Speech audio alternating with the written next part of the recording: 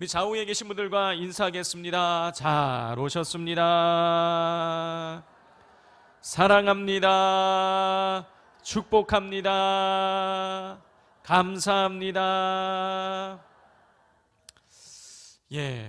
오늘 본문은 크게 1절부터 4절 그리고 5절부터 26절 이렇게 크게 두 부분으로 나뉘어집니다. 먼저 1절부터 4절의 말씀을 우리가 살펴보도록 하겠습니다. 1절부터 4절에는 성막 안에 등잔을 어떻게 켜는가라는 것에 대한 하나님의 말씀이 나오고 있습니다.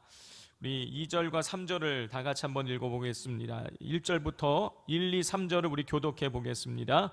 여호와께서 또 모세에게 말씀하여 이르시되,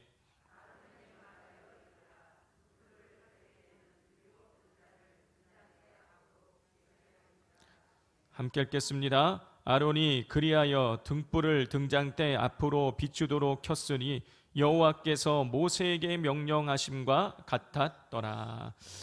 하나님께서는 모세를 통해서 아론에게 성막 안에 등불을 켤 때에 일곱 등잔을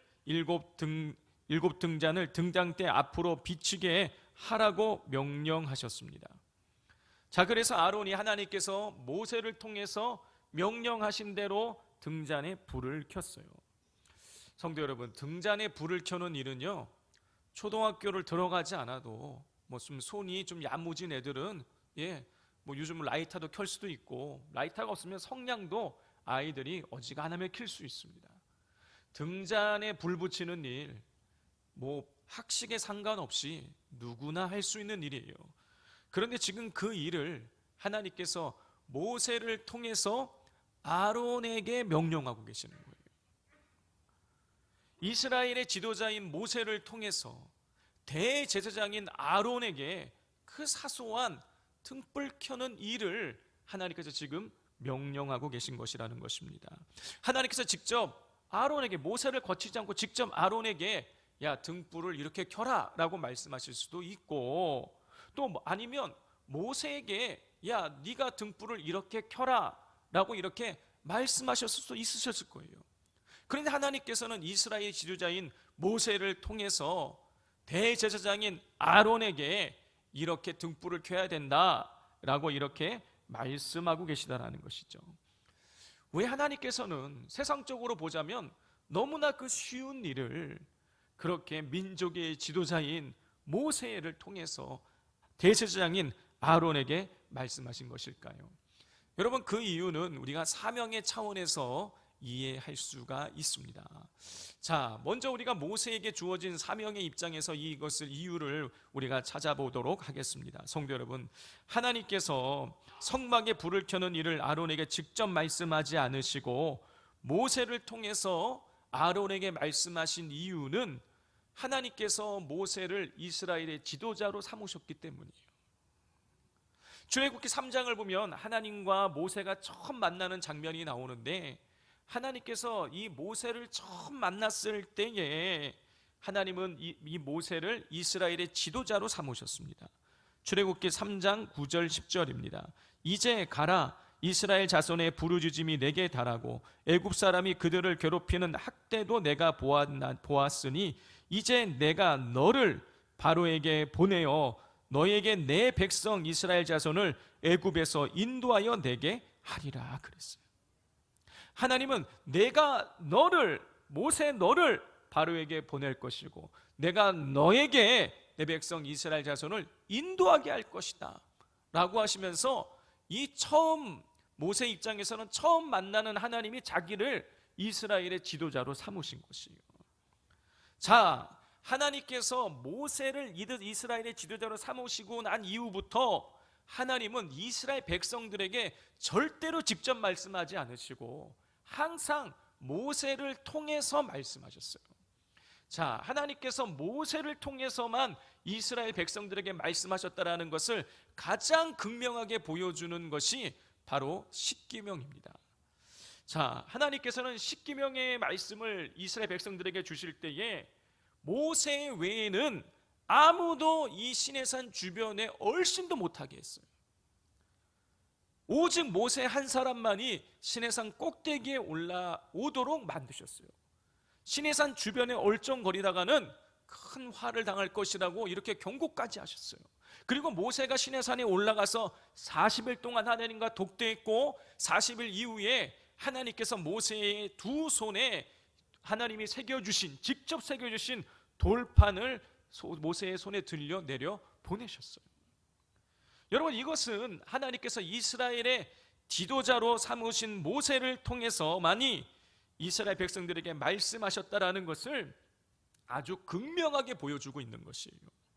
성도 여러분, 모세가 이스라엘의 다른 모든 사람보다 똑똑하고 학식이기 때문에 모세를 통해서 말씀하신 것이 아니에요. 모세가 그 이스라엘 백성들의 지도자였기 때문에, 리더였기 때문에 그를 통해서 말씀하신 거예요. 만약에 여러분 이 리더가 어떤 지시사항이 전달이 될 때에 여러분 이 지도자인 모세를 통해서 전달되지 않고 때로는 아론을 통해서도 전달되고 때로는 저기 납달리 지파의 어느 가문의 족장을 통해서 전달이 되고 만약에 이렇게 막 중구난방으로 지시사항이 하나님께로부터 내려오기 시작한다면 여러분 이스라엘 백성은요 굉장히 혼란스러웠을 거예요. 그런데 왜냐하면 구심점이 사라지기 때문인 것이죠. 누구에게 언제 말씀하실지 모르니까 다 중구난방이 돼버릴 거예요. 그런데 하나님께서는 지도자 삼으신 모세를 통해서만 말씀하셨기에 이스라엘의 그 200만 명이 넘는 이스라엘 백성들이 흐트러지지 않고 질서를 유지하면서 40년간의 광야 생활을 할 수가 있었던 것입니다. 자, 그렇기 때문에 이 모세를 지도자로 삼으시고 지도자를 통해서만 하나님께서 말씀하셨기 때문에 이 등불을 켜는 이 사소한 일일지라도 모세를 통해서 아론에게 말씀하셨던 거예요.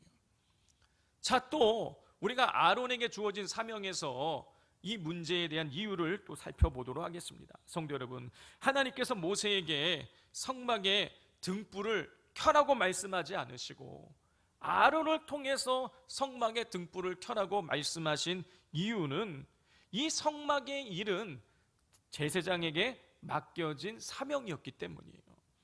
출애굽기 27장 21절을 보면 이렇게 기록되어 있습니다.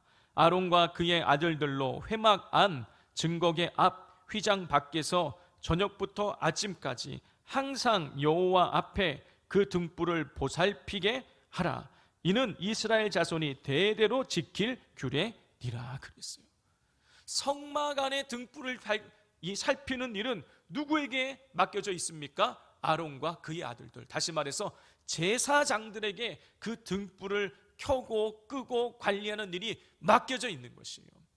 그렇기 때문에 모세에게 직접 네가 등불을 켜라고 말씀하신 것이 아니라 모세를 통해서 아론에게 등불을 켜라고 말씀하셨던 것입니다. 정리하면 하나님께서 아론에게 직접 말씀하지 등불을 켜라고 직접적으로 모세에게 아론에게 말씀하지 않으신 이유는 모세를 이스라엘의 지도자 삼으셨기 때문이고, 모세에게 등불을 켜라고 명령하지 않으신 이유는 성막 안의 등불을 관리하는 일은 제사장들에게 주어진 사명이었기 때문인 것이에요. 하나님께서는 사명을 따라 일하도록 하신 것이에요. 모세는 하나님의 말씀을 이스라엘 백성들에게 전하는 사명이 있었고, 아론은 제사장으로서 성막의 안에 있는 모든 것을 관리할 사명이 있었기에 성막 안에 등불을 켜는 일을 하나님께서 모세를 통해서 아론에게 하라고 말씀하셨던 것입니다. 성도 여러분, 우리가 각자에게 맡겨진 사명에 따라 여러분 일하지 않으면 여러분 문제가 생길 수밖에 없습니다. 무질서해질 수밖에 없어요. 여러분 만약에 찬양대가 교회 학교 뭐에서 이루어지는 일에 관해서 이러쿵저러쿵 간섭한다고 한다라면, 만약에 교회 학교 교사들이 우리 차량을 관리하는 부서에 관해서 이러쿵저러쿵 이야기하기 시작한다라면 여러분 교회가 문제가 생기겠죠. 혼란스러울 것입니다. 하나님께서는 찬양대에게는 찬양하는 일을, 교사에게는 가르치는 일을, 차량을 관리하는 부서에게는 차량을 관리하는 일을, 그 사명을 부여하신 거예요. 우리는 각자 주어진 그 사명을 충성스럽게 감당할 때에 아름다운 하모니를 이루어서 교회를 든든히 세워나갈 수가 있게 되어지는 것입니다. 자, 이 사실을 기억하시고 각자 나에게 이 맡겨진 사명에 충성을 다하실 수 있기를 바랍니다. 자, 오늘 본문의 두 번째 부분은 5절부터 26절입니다. 1절에서 4절에서 제사장의 등불을 켜는 직무에 대해서 말씀하신 하나님께서는 5절부터 26절에는 이 제사장을 돕는 역할을 하는 레위인에 관한 말씀을 주고 계십니다. 자, 그런데 우리가 레위인에 관한 이 내용을 다루기 전에 우리가 레위인이 어떤 존재인지에 대해서 잠깐 먼저 살펴보도록 하겠습니다. 자, 성도 여러분, 16절을 보면 하나님께서는 레위인을 이렇게 말씀하셨어요. 16절 함께 읽어보겠습니다. 그들은 이스라엘 자손 중에서 내게 온전히 드린 바 된 자라 그랬어요. 자, 레위인이 어떤 존재라고요? 하나님께 온전히 드린 바 된 자. 이게 레위인의 정체성인 거예요. 자, 이렇게 하나님께서 레위인을 하나님께 온전히 바쳐진 존재라고 선포하신 것은 하나님께서 애굽 땅에 내리신 10번째 재앙에서 그 배경을 찾아볼 수가 있어요. 성도 여러분, 10번째 재앙, 애굽 땅에 내려진 10번째 재앙은 무엇입니까? 장자, 짐승이건 사람이건 첫 번째 태어난 사람들이 죽는, 초태생이 죽는 그런 재앙이었습니다. 자, 그런데 애굽 땅에 이 10번째 재앙이 임해서 애굽 땅에 있는 모든 집에 장자가 죽고 첫 번째 태어난 짐승이 죽어서 울음바다가 되고 있는 이때에 이스라엘 백성들에게는 어떤 일이 일어났습니까? 장자나 초태생이 죽지 않았어요. 하나님께서 이스라엘 백성들에게 은혜를 베푸셔서 죽을 수밖에 없었던 이스라엘 백성의 초태생들을, 장자를, 짐승의 초태생들을 살려주신 것이에요. 하나님의 은혜로 말미암아 이스라엘 백성의 장자와 초태생이 살게 된 것입니다. 자, 그 일이 일어나고 나서 하나님께서는 이스라엘의 죽었어야 될 이 장자가 하나님의 은혜로 살아났기 때문에 이 첫 번째 태어난 장자는 모두 내 것이다. 첫 번째 태어난 짐승은 모두 내 것이다 라고 하나님께서 선포하셨습니다. 자, 오늘 본문 16절 17절 말씀 함께 읽겠습니다. 시작. 그들은 이스라엘 자손 중에서 내게 온전히 드린 바 된 자라. 이스라엘 자손 중 모든 초태생 곧 모든 처음 태어난 자 대신 내가 그들을 취하였나니 이스라엘 자손 중에 처음 태어난 것은 사람이든지 짐승이든지 다 내게 속하였음은 내가 애굽 땅에서 모든 처음 태어난 자를 치던 날에 그들을 내게 구별하였습니다. 자, 이렇게 하나님께서는 10번째 재앙에서 이스라엘 장자들을 살려주신 이후에 이스라엘 가정의 모든 장자들이 다 하나님께 속했다고 선포하셨어요. 자, 그렇기 때문에 이스라엘 집의 모든 장자들은 무슨 일을 해야 되냐면 하나님께 속했기 때문에 이스라엘 집의 모든 장자들은 하나님을 섬기는 일을 했어야만 됐습니다. 자, 그런데 어떤 일이 발생하냐? 금송아지 사건이 발생하는 거예요. 이스라엘의 레위 지파를 제외한 모든 이스라엘 백성들이 우상을 숭배하게 된 것이에요. 이스라엘 백성 전체가, 레위 지파를 제외한 이스라엘 백성 전체가 다 타락하게 된 거예요. 자, 그러자 하나님께서는 레위인으로 이스라엘 장자를 대신하게 하셨어요. 민수기 3장 12절을 보면 이렇게 기록되어 있습니다. 보라, 내가 이스라엘 자손 중에서 레위인을 택하여 이스라엘 자손 중에 태를 열어 태어난 모든 마지를 대신하게 하였은즉 레위인은 내 것이라 그랬어요. 금송아지 사건으로 이스라엘 백성들이 타락하게 되자 타락하지 아니한 레위인으로 이 타락한 이스라엘의 장자들을 대신하게 했어요. 그리고 나서 하나님께서는 레위인은 모두 내 것이라 그런 거예요. 처음에는 이스라엘 백성들 전체의 장자가 하나님께 속해 있었는데 금송아지 사건으로 타락하게 되자 이 타락한 사람들을 대신해서 레위인 전체가 하나님께 속한 사람들로 하나님께서 선포하시게 되신 것이에요. 자, 이렇게 레위인은 이스라엘의 모든 장자를 대신하여 하나님을 섬기도록 하나님께 택함받은 존재가 되어진 것이에요.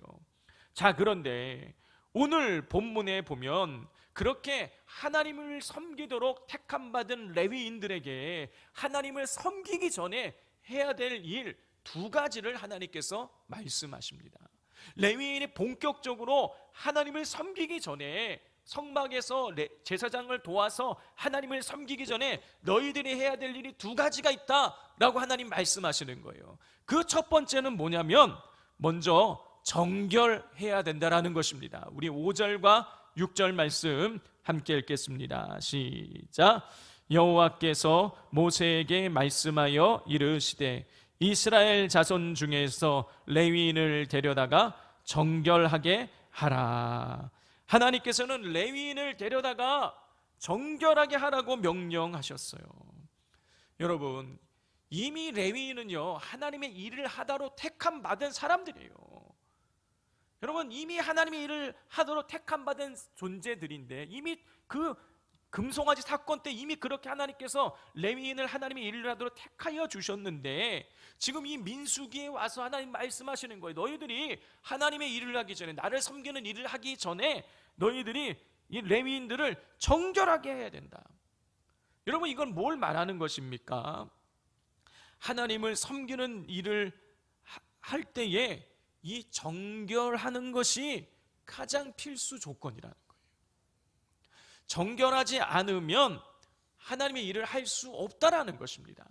자, 그러면 하나님께서 말씀하시는 이 정결이란 어떤 것을 말하는 것일까요? 우리 7절 말씀을 같이 한번 읽어보겠습니다. 시작. 너는 이같이 하여 그들을 정결하게 하되 곧 속죄의 물을 그들에게 뿌리고 그들에게 그들의 전신을 삭도로 밀게 하고 그 의복을 빨게 하여 몸을 정결하게 하고. 그랬어요. 하나님이 말씀하시는 정결은요, 몸과 영육의 정결을 의미하는 것이에요. 우리 7절에 보면 속죄의 물을 그들에게 뿌리고 그랬어요.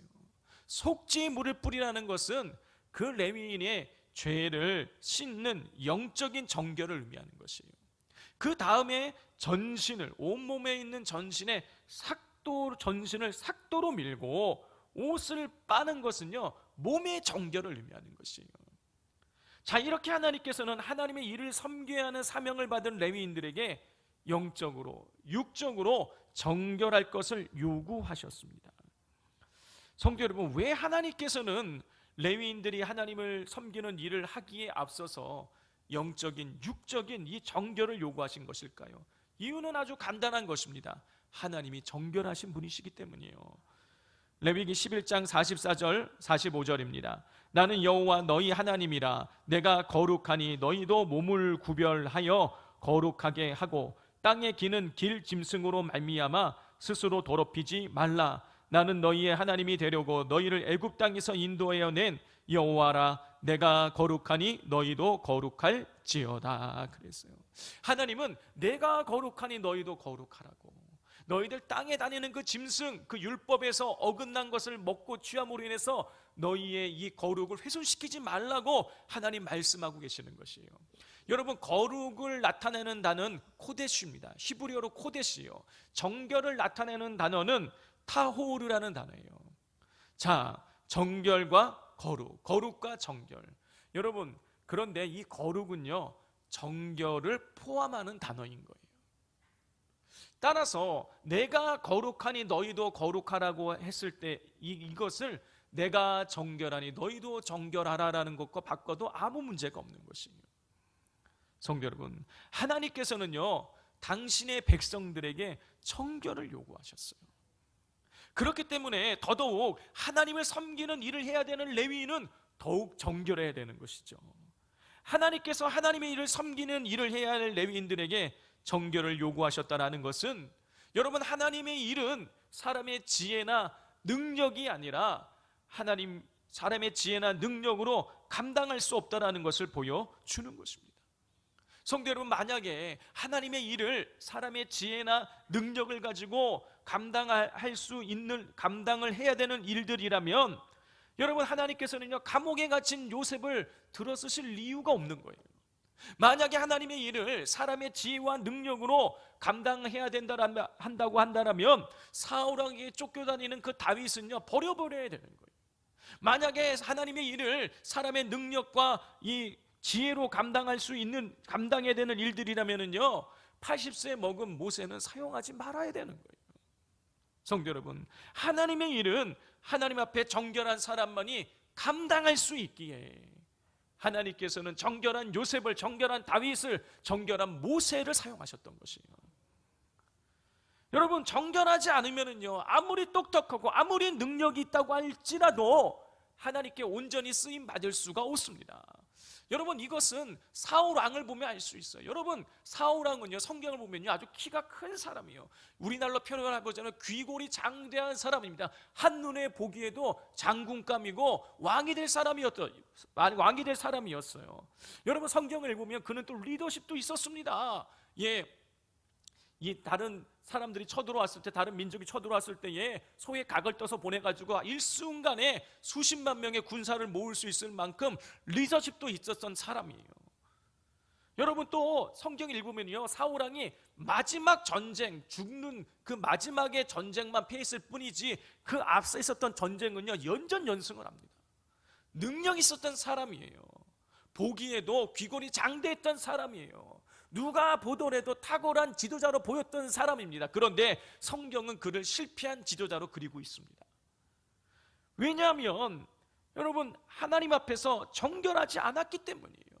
우리가 잘 알고 있다시피 아말렉과의 전쟁을 치루었을 때에 전쟁에서 승리했습니다. 능력에서 승리했어요. 그런데 어떻게 됐습니까? 살찐 짐승 남겨놓았어요. 하나님께 순종하지 않았습니다. 정결하지 않은 것이에요. 영적으로 정결하지 않자. 그때 무슨 일이랍니까? 하나님께서 이 사울의 하나님의 영광이, 하나님의 영이 사울을 떠나는 거예요.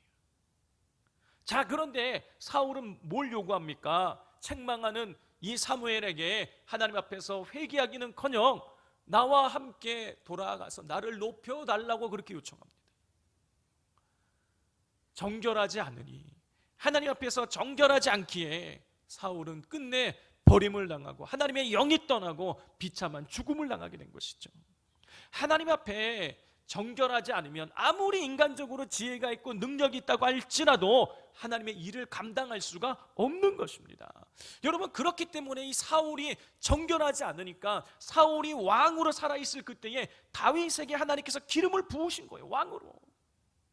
정결하지 않으면 하나님 일을 감당할 수가 없다라는 것이죠. 여러분, 그러면 어떤 사람이 여러분 하나님 앞에서 정결한 삶을 살아갈 수가 있는 것일까요? 여러분, 하나님 앞에 정결한 삶을 살아가는 사람은 하나님을 두려워하는 사람입니다. 하나님을 두려워하는 사람은 하나님 앞에 정결하게 살아가게 되는 것이에요.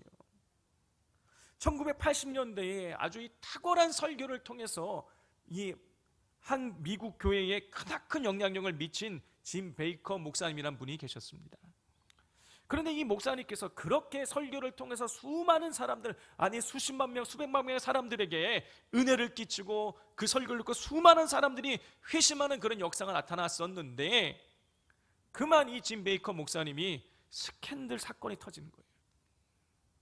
그 사건이 너무나 큰 나머지 감옥에까지 가게 되셨습니다. 그 일은 너무너무나 큰 충격이었어요. 자, 그래서 이 감옥에 갇혀있는 짐 베이커 목사님을 존 비비어 목사님께서 면회를 가셨습니다. 면회를 가셔서 이 짐 베이커 목사님에게 질문을 한 거예요. 언제부터 하나님에 대한 사랑이 식어졌습니까? 자, 그러자 짐 베이커 목사님이 화들짝 놀라면서 자신은 지금까지 단 한 번도 하나님에 대한 사랑이 식어진 적이 없다고 이야기하는 거예요. 여러분, 하나님에 대한 사랑이 식어지지 않았는데 스캔들 사건이 터졌다, 그 얘기예요. 여러분, 이게 가능한 일일까요? 여러분, 어떻게 하나님의 사랑하는 사람이 그런 스캔들을 일으킬 수 있는 것일까요? 불가능해 보이지만 그랬다라는 거예요. 여러분, 이것은 이 짐 베이커 목사님이 하나님에 대한 사랑이 식어진 적이 없다고 말씀하신 이후에 한 말을 보면 우리가 하나님을 사랑해도 악한 죄를 지을 수 있다는 것을 우리가 알 수가 있어요. 짐 베이커 목사님은 나는 여전히 하나님을 사랑하지만 하나님을 단 한 번도 하나님의 사랑이 식어진 적이 없지만 저는 하나님을 두려워해 본 적이 없습니다. 여러분, 바로 이것이에요. 하나님을 두려워하지 않는 사람은 내 마음대로 살아가는 거예요. 내 마음대로 살아가면서 죄를 짓게 되는 것입니다. 여러분, 인류 최초의 죄가 무엇입니까? 선악과를 따먹는 거죠. 근데 왜 선악과를 따먹었습니까? 선악과가 먹음직하고 보암직하고 지혜롭게 할 만큼 탐스럽게 보였기 때문입니까? 아닙니다. 그보다 더 근원적인 이유가 있는 것이에요. 창세기 3장 4절 5절 말씀입니다. 뱀이 여자에게 이르되 너희가 결코 죽지 아니하리라. 너희가 그것을 먹는 날에는 너희 눈이 밝아져 하나님과 같이 되어 선악을 알 줄 하나님이 아심이니라. 하와가 선악과를 따먹은 근본적인 이유는 그가 하나님과 같이 되기를 원했기 때문이에요. 하와는 뱀이 선악과를 먹으면 하나님과 같이 된다, 하나님처럼 된다, 하나님과 동등하게 된다, 이런 이야기를 듣고 이걸 따먹은 거예요. 여러분, 피조물인 인간이 창조주이신 하나님처럼 되고자 했다라는 것은 뭘 의미하는 것입니까? 하나님을 두려워하지 않았다라는 거예요. 여러분, 그렇습니다. 하나님을 두려워하지 않으면 여러분 죄에 빠지는 거예요.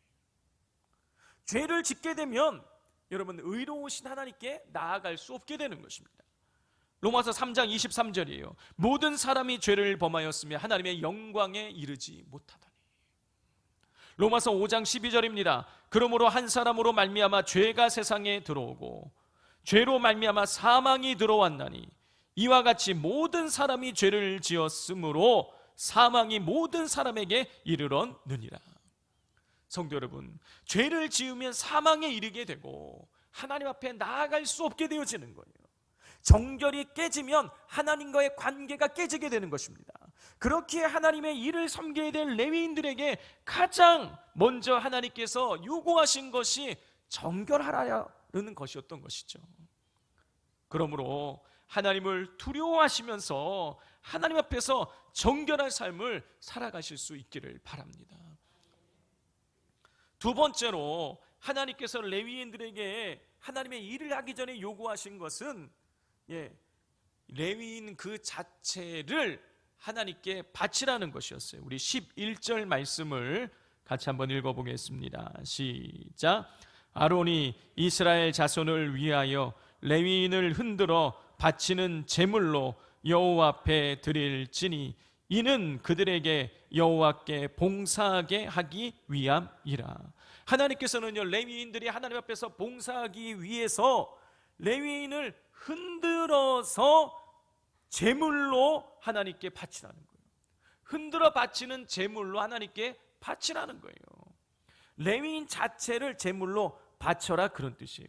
여러분, 레위인을 흔들어서 제물로 바치라는 것은요, 레위인이 이스라엘 백성이 아니라 하나님의 일꾼임을 공식적으로 드러내는 행위예요. 다시 말해서 레위인이 사람이 아니라 하나님을 위해 존재하고 봉사하는 그런 봉사라는 뜻인 것이죠. 성도 여러분, 하나님을 섬기는 자들은 하나님의 일을 할 때에 사람이 아니라 하나님이 기준을 삼아야 되는 거예요.